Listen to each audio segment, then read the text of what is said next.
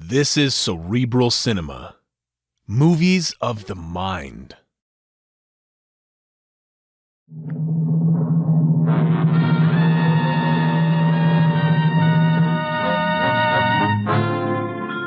Dangerous Assignment. Transcribed, starring Brian Donlevy as Steve Mitchell.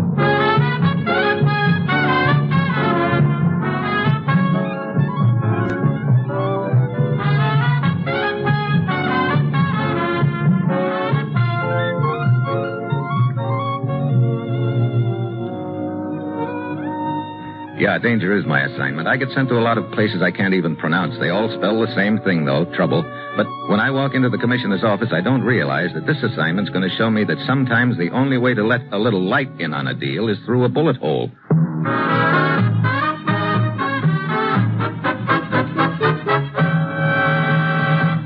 Morning, Commissioner. You sent for me? Steve, you have a rendezvous in Trieste tomorrow night. At 8 o'clock, you're to be waiting on the southeast corner of the Piazza Damo. Waiting for what, Commissioner? A streetcar? Exactly. Huh? The number of the car is 17. When you board that streetcar, you'll be carrying an edition of the London Times in your left hand. You'll be contacted by a man named Sutak. What's this all about? A report on stolen U.S. atomic secrets, Steve, describing how much is known about them behind the Iron Curtain. A report smuggled out by the underground. And Sutak has the report? No, but he can probably tell us where it is. What do you mean? The man carrying the report was murdered in Trieste last night. Short time later, Sutak called our embassy in Belgrade and said he was certain the courier had managed to hide the paper before he was killed. Okay, so I checked with Sutak, but why on a streetcar? I don't know, but those were the instructions he gave. Get over there, Steve, and talk with Sutak. It's vitally important we recover that report. Well, that's it. You've got your assignment. Good luck.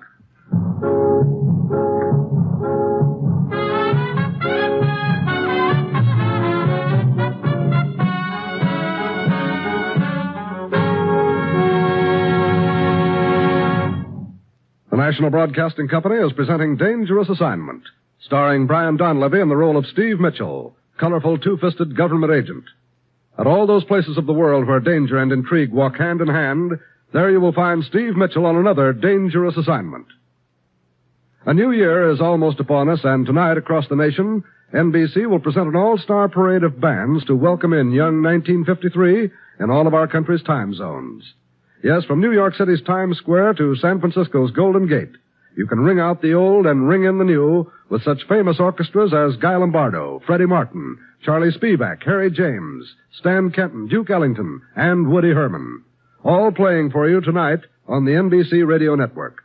So wherever you are across this great land, this NBC station will broadcast music and merriment to welcome in the new year at your home.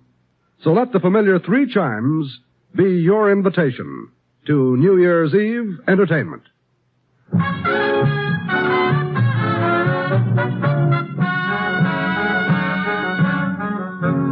Sure, I've got my assignment. Get over to Trieste, check with a gent named Sutak, and hope he can help us recover a report that will tell us which of our atomic secrets aren't so secret. It's late Friday afternoon when my plane lands. I check in at a hotel, and at 8 sharp that night, I'm standing on the southeast corner of the Piazza Darmo. That's exactly 2 minutes past 8. The streetcar number 17 pulls up. I hop aboard, grab a seat, settle down to wait. Car rolls on, block after block, and I start giving the passengers the once-over. There are an even dozen aboard, and I'm trying to pick out my man when a small, beady-eyed gent sitting next to me leans in. Pardon me. May I trouble you for a match? Will a lighter do? But of course. Thank you. I am Zagrev. We will get off at the next corner. Will we? You object? I'd feel better about it if you took your hand out of your coat pocket. Sorry, no. Now get up. Walk to the rear of the car. Slowly.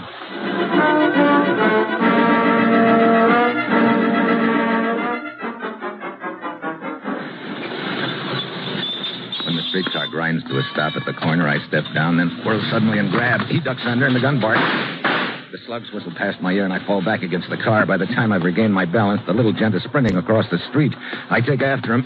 For a guy with short legs, he covers a lot of ground, and 2 blocks later, I've lost him. I head for the nearest telephone and put in a call to our embassy in Belgrade. Lowry speaking. Steve Mitchell, Sam. Steve, how are you? Where are you? Trieste? Oh, sure. I had a hunch they'd send you. How'd you make out with Sutak? I didn't. He didn't contact you? No, but somebody else did. Some character named Zagrev bums me for a cigarette and then tries to blow my brains out. Are you okay? Yeah. Look, Sam, about that phone call Sutak made to the embassy. Yeah, one of the undersecretaries took it. he had the call traced, if that's what you're interested in. I am. The call was made from a shop 603 Via Maggiore there in Trieste. I'm on my way.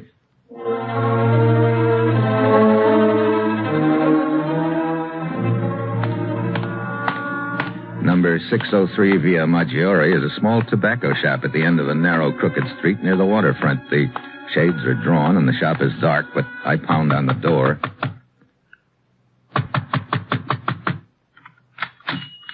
Yes? What is it, senor? I'm looking for Joseph Sutak. Who are you? What do you want with him? My name's Mitchell. Here are my credentials. Oh, yes. Yes, I see. I'm his friend, Guido. Are you the man he wasn't to meet? That's right, only we missed connections. Do you know where he is, Guido? But of course. He's working. Where? The streetcar. He runs it. He runs the... Oh, great. No wonder that's where we were to meet. How is it that you did not meet, eh? Somebody with a gun eased me off the streetcar before we could. A guy named Zagreb. Ever hear of him? No. Where did this happen, eh? I don't remember the street, but it was near a large cathedral. Oh, yes, I know. From there, it's at least an hour ride to the end of the line. Joseph always has a coffee at the depot. If you hurry, you can probably catch me there.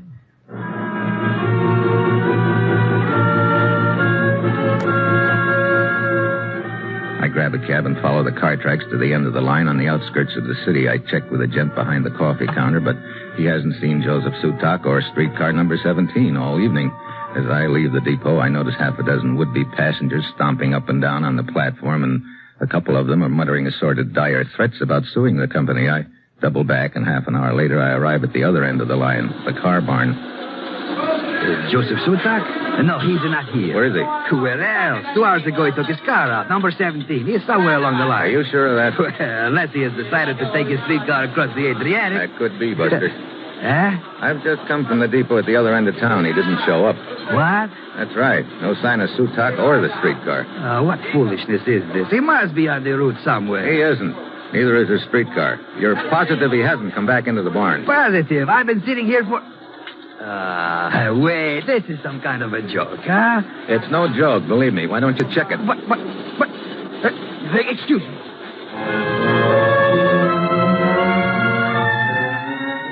He grabs the telephone, and then his Adam's apple starts bobbing up and down like a yo-yo as he makes a few frantic calls. Finally, he hangs up, leans weakly against the desk for support. A second or two later, the door of the office bangs open, and the short, bald-headed man comes bouncing into the room. He looks a little pale, too. What is this all about, you idiot? Are you drunk? I warned you about... Mr. Merslag. Fantastic nonsense about losing a streetcar. Idiot. Imbecile. Look, Merslag. And who are you? Steve Mitchell. Here are my credentials. An American agent, I see. I am the supervisor here. What is it you wish? I'm looking for Joseph Sutak. Seems he's disappeared. Oh, this idiot dispatcher Armando was telling me impossible. But, Mr. Merslag, I've called the repair shop, the watchman, the depot, no one has seen. There must have been a breakdown, an accident. But I've had no report. Fool, then what do you think has happened? But I don't... Do you want me to believe Sutak has vanished into thin air? His streetcar, too? But I... Come, quiet. Come along, Mr. Mitchell. We'll get to the bottom of this. But don't bother.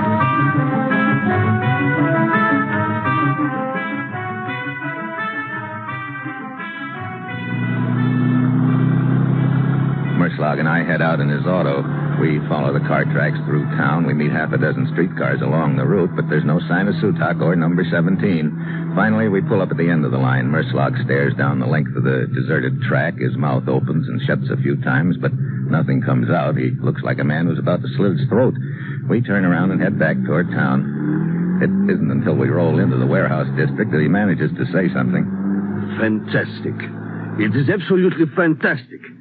Wait, I know. This is all a dream, a nightmare. Yes, that's what it is, a nightmare. Pinch yourself, Merslag, and learn the horrible truth.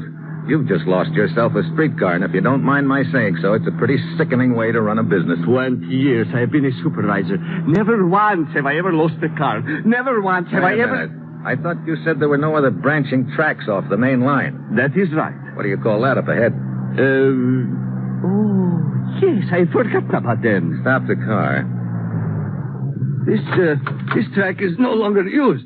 You see, it belonged once to the railroad company. Where does it lead to? It runs along the building here. Yes, you see? Yeah, come on. Mr. Mitchell, do you think it is possible we will find it here? Could be. Looks Looks like the tracks run right into the warehouse. Yes. I think you're right, of course. Now, we can roll up this door and have a look. It's locked. Oh, there must be another door. Perhaps along the side of the warehouse or around the back. Yeah. You take the side of the building and I'll go around the other way. I'll meet you around back.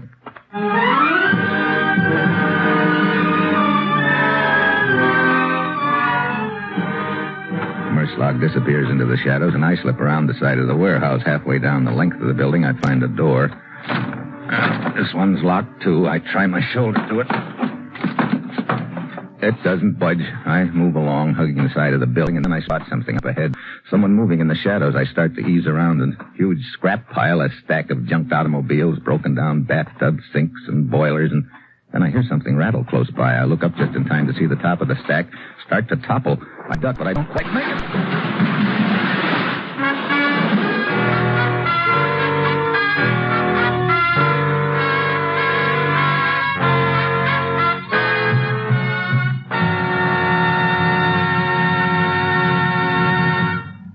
Steve Mitchell will continue his dangerous assignment in just a moment. Once again, we celebrate the coming of a new year. Millions of cars will crowd the streets and highways of the nation, and in every car there will lurk an unwelcome stranger, a grim menace who will turn pleasure into tragedy if he can. That menace is death or injury in a traffic accident.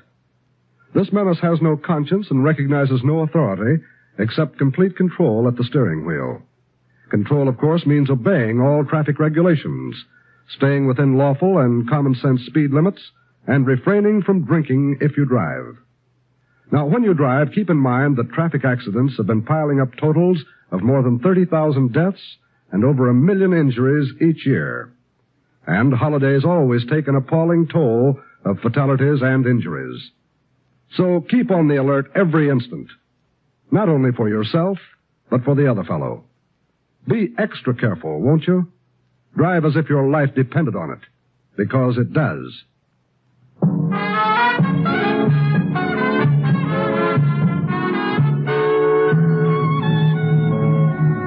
Now back to Dangerous Assignment and Brian Donlevy as Steve Mitchell.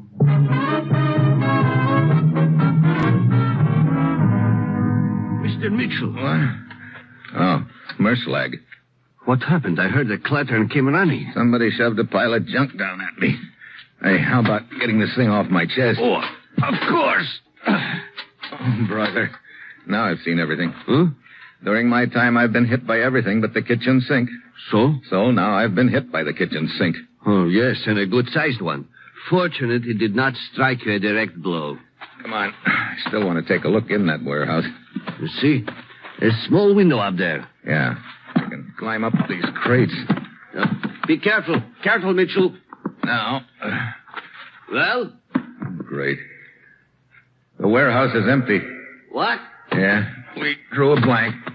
Mitchell, this whole thing is utterly fantastic. You're telling me. Streetcar number 17 starts on its regular run today, just as it had been doing for weeks, months, years.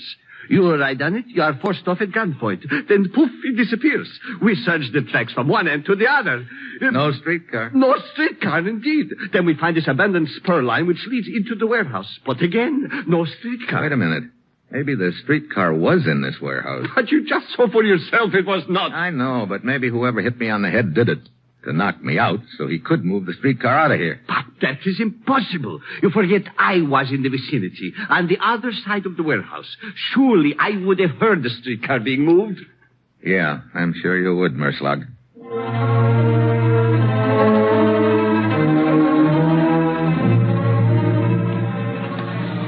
Mr. Merslot. What? Oh, Armando. I'm so glad you're back. Any sign of the streetcar, Armando? No, not at all. Oh, fine. You fool, to waste your time. I have men out combing every foot of track, Mr. Merslot. Have all the other cars checked in? Yes, everyone but number 17. See for yourself. Number 1, in. Number 2, in. All right, enough. In all my years as dispatcher, such a thing as... What have you got to complain about? You are only the dispatcher. I am the supervisor. Such a thing could ruin my entire career. Yes. Which reminds me, Mr. Merslag, the board of directors is waiting in the office to see you. The board of directors? Ruin. Oh, the end. The end. Don't talk to me, Armando. The end.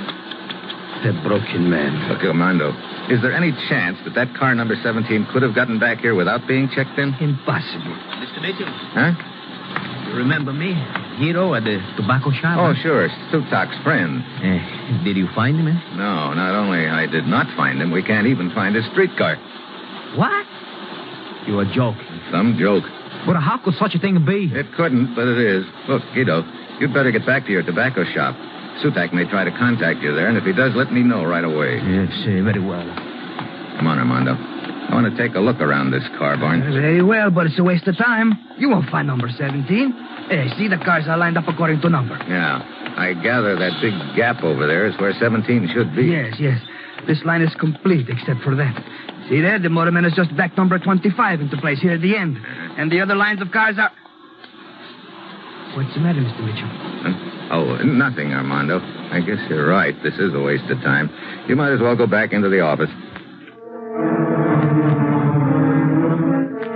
What stopped me in my tracks is a little hole in the side of our car 25, and it looks very much like a bullet hole. I remember Zagreb throwing a shot at me after he eased off the streetcar, and the shot had plunked into the side of the car. I wait until Armando leaves, and I ease casually around to the front. Number 25 is painted right on the wood like all the other cars, but when I look closer, I see a few small nail holes. A plaque with another number could have been put over it. Number 17, for instance. Part of the deal starts adding up now, but I still need a lot of answers. One thing is sure. If a switch was made, the motorman of this car is involved. I keep an eye on him. He signs in, then goes out the back of the car barn. I tail him. He heads into the big junkyard where they keep the broken-down cars and other equipment. He goes in a small shack in one corner. I ease up and peek through a crack. He's bending over a guy who's tied up on the floor, a guy who figures to be Sutak. I start toward the door, but stumble over a piece of scrap metal. The motorman comes charging out the door. I'm ready for him. I go inside and pull the gag off Sutak's mouth. Mitchell? Yeah. Here, I'll get you untied, Sutak. What happened? They've kept me here since this morning, trying to make me tell them where the document is. You better get out of here before any of his pals show up. Yeah. A lot of junk stacked all over. We ought to be able to keep under cover. Yes. Look, about the document, where is it? I'm not sure. What? Wait a minute. You're the guy who telephoned our embassy in Belgrade, aren't you? Of course.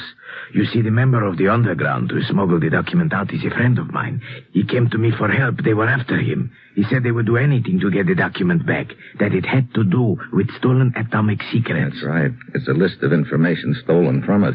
Go on. He wanted me to hide him. My car number 17 was in the repair shop at the time. I hid him there and telephoned your embassy. I see. Then what? When I came to get number 17 this morning, I found my friend in the alley, wounded. He mumbled something about a streetcar, and then he died. Before I could do anything, Zagreb and the other motormen ran up. They knocked me unconscious and brought me here. Come. Where to? Over there in the other corner of the yard. It must be over there somewhere. Car number 17? Yes. They brought it back here and are searching it for the document, which they believe is hidden somewhere inside. But how did they pull the switch? I heard them discuss their plan. You see, each car is checked out of the barn at the beginning of the shift and back in at the end of the shift. So, the first thing this morning, they moved car 17 back here. Car 25 departs before car 17. So this morning it went out as usual. When it returned in the middle of the shift, they put on a plaque with number 17. Sure. It gets checked out now as 17. Then after I get eased off it, they rip the plaque off. It gets checked back in under its right number, 25. So according to the records, 25 checked out and in, 17 checked out but did not check in. And all the time, 17 was roosting back here in the junkyard. A pretty neat way to stall for time while they search it. Wait. That car over there. Yeah, flashlight moving around in it. Come on, we'll ease up to it. The front end. It's smashed in. Boards pried loose. Sure, that figures. They'd want to get that number off it and make it look like a junk car. Yes.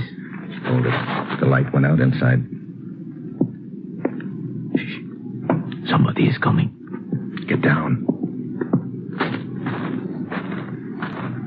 Now. What? Drop the gun, Zagreb. No, get back. I said drop it. Thanks. I'll take it. Mitchell, you... Well.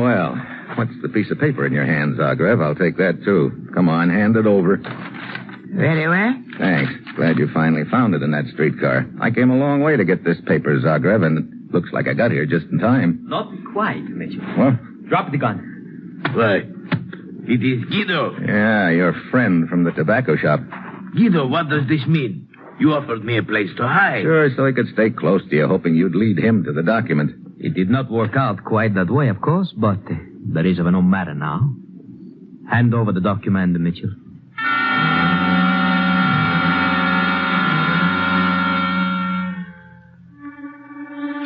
I know as soon as I do, Sutak and I are cooked, and I spot something on the ground with the other junk. It's a length of pipe about 10 feet long. I hold out the document as if to hand it over, then I drop it to the ground. Mitchell. He did that deliberately. Sorry, I'll pick it up. Oh, no. Oh, I won't fall for that trick, Mitchell. You bend over, pick it up, and then grab your gun on the ground, huh? Step back. I will pick it up. He says just what I want him to say. I take a step back. Guido bends over to pick up the document. Suddenly I kick at one end of the pipe. The other end swings around and clips him on the ankle. It throws him off balance. His shot goes wild. Before he can try again, I nail him. He crumples up and his gun flies out of his hand. Zagreb dives for it, but I flatten him. Oh. Well, most effective, Mitchell. Maybe I should have saved one of them for you, Sutak, after the beating they gave you. I'm quite happy this way, believe me. That was very quick thinking on your part. Well, it's lucky I spotted that length of pipe. After that, it was a breeze. Or I guess I should say a lead pipe cinch.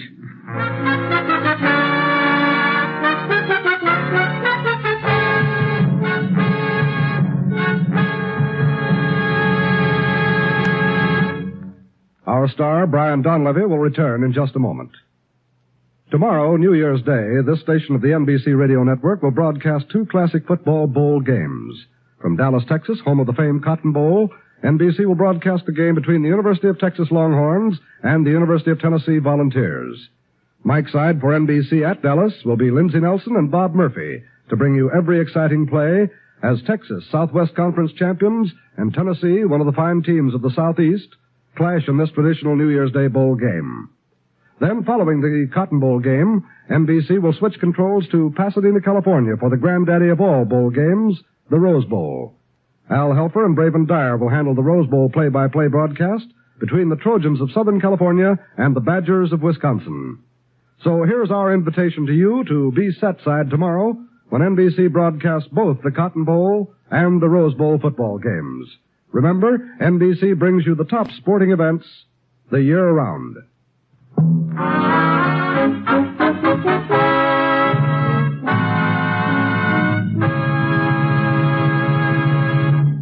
Next week, South Pacific. I add a new tune. Some enchanted clay pigeon. Me. And that will be Steve Mitchell's dangerous assignment next week.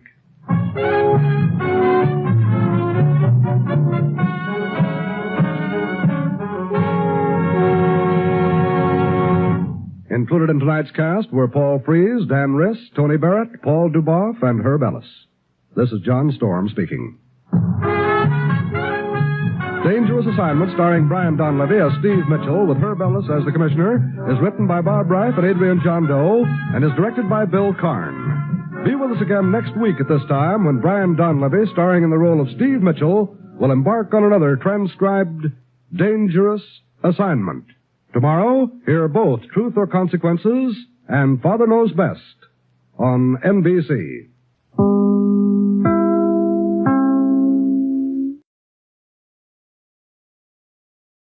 This is Cerebral Cinema.